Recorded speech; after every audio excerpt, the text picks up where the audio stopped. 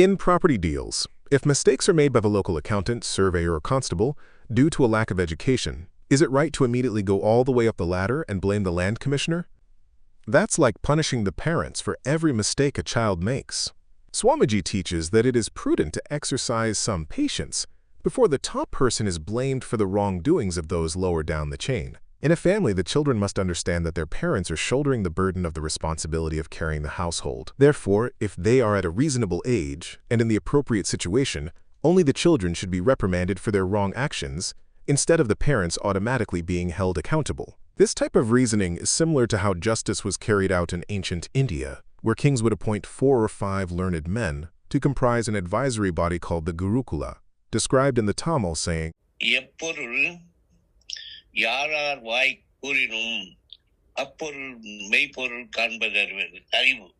When crimes were being tried, the king would consult with his advisors, and after hearing all of their opinions, he would render his verdict, without immediately having concluded that the official in the highest position reporting to him was to blame. Thus, Swamiji always advises that we employ caution and diligence before we form our opinion in any difficult scenario. For example, if a calf is sick, it is wrong to panic and immediately cull the cow. Rather, it would be wiser to first understand if the calf caught its illness from some other vector, before concluding that the mother had transmitted the disease to its progeny. Another analogy is to examine a leak in a dam closely to understand whether it is a localized problem or a defect that affects the entire structure before taking action.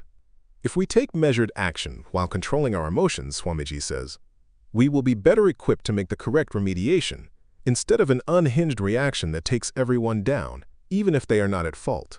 In particular, we must understand that Prime Minister Modi shoulders the tremendous weight of shepherding the entire country of India. It wouldn't be fair if the faults of every local official is blamed on the Prime Minister.